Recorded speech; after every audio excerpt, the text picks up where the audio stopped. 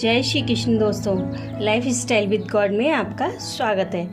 दोस्तों, यहाँ पर हम श्रीमद् भगवद गीता के चौथे अध्याय का अध्ययन कर रहे हैं, जिसका नाम ज्ञान कर्म संन्यास योग है।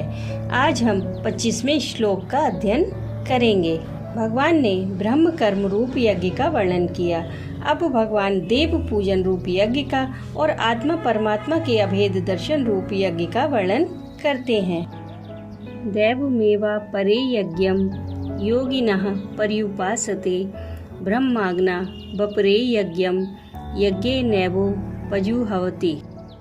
चौथे अध्याय के 25वें श्लोक में भगवान श्री कृष्ण अर्जुन से कहते हैं कि दूसरे योगी जन देवताओं के पूजन रूप यज्ञ का ही भली भांति अनुष्ठान किया करते हैं और अन्य योगी जन पर ब्रह्म परमात्मा रूप अग्नि में अभेद दर्शन रूप यज्ञ के द्वारा ही आत्म रूप यज्ञ का हवन किया करते हैं। अब पहले समझते हैं कि यहाँ योगिनः पद किन योगियों का वाचक है और उसके साथ अपरे विशेषण का प्रयोग किस लिए किया गया है। यहाँ पर योगिनः पद ममता, आसक्ति और फलेच्छा का त्याग करके शास्त्र विहित यज्ञादि कर्म करने वाले साधकों का वाचक है तथा इन साधकों को पूर्व श्लोक में वर्णित ब्रह्म कर्म करने वालों से अलग करने के लिए, यानी इनका साधन पूर्वोक्त साधन से भिन्न है और दोनों साधनों के अधिकारी भिन्न भिन्न होते हैं। इस बात को स्पष्ट करने के लिए यहाँ योगिनः पद के साथ अपरे विशेषण का प्रयोग किया गया है। दूसरे योगी जन देवताओं के पूजन रूप यज्ञ का ही भली भांति अनुष्ठान किया करते हैं।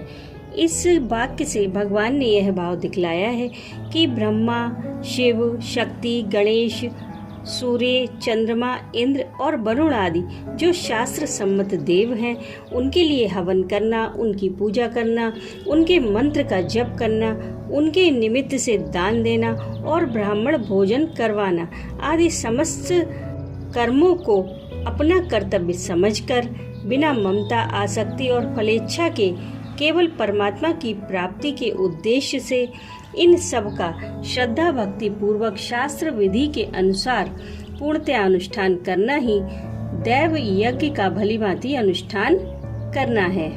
इस श्लोक के पूर्वार्ध में भगवान ने यह भाव दिखलाया है कि जो इस प्रकार से देव उपासना करते हैं, उनकी क्रिया भी यज्ञ के लिए ही कर्म करने के अंतर्गत आती है। अब समझते हैं कि ब्रह्म रूप अग्नि में यज्ञ के द्वारा यज्ञ को हवन करना क्या है। अनादि सिद्ध अज्ञान के कारण शरीर की उपाधि से आत्मा और परमात्मा का भेद अनादि काल से प्रतीत हो रहा है। इस अज्ञान जनित भेद प्रतीति को ज्ञानाभ्यास द्वारा मिटा देना, अर्थात शास्त्र और आचार्य के उपदेश से सुने हुए तत्व ज्ञान का निरंतर मनन और निधिध्यासन करते करते नित्य विज्ञान आनंद घन गुणातीत पर ब्रह्म परमात्मा में अभेद भाव से आत्मा को एक कर देना, यानी कि विलीन कर देना ही ब्रह्म रूप अग्नि में यज्ञ के द्वारा यज्ञ को हवन करना है। इस प्रकार का यज्ञ करने वाले ज्ञान योगियों की दृष्टि में एक निर्गुण निराकार सच्चिदानंद घन ब्रह्म के सिवा अपनी या अन्य किसी की भी किंचित मात्र भी सत्ता नहीं रहती। इस त्रिगुणमय संसार से उनका कुछ भी संबंध नहीं रहता। उनके लिए संसार का अत्यंत अभाव हो जाता है। अब मन में यह प्रश्न आता है कि पूर्व श्लोक में वर्णित ब्रह्म कर्म से इस अभेद दर्शन रूप यज्ञ का क्या भेद है।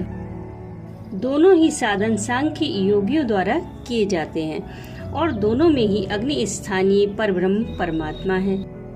इस कारण दोनों की एकता सी प्रतीत होती है तथा दोनों का फल अभिन्न भाव से सच्चिदानंद घन ब्रह्म की प्राप्ति होने के कारण वास्तव में कोई भेद नहीं है, केवल साधन की प्रणाली का ही भेद है। उसी को स्पष्ट करने के लिए दोनों का वर्णन अलग अलग किया गया है। राधे राधे।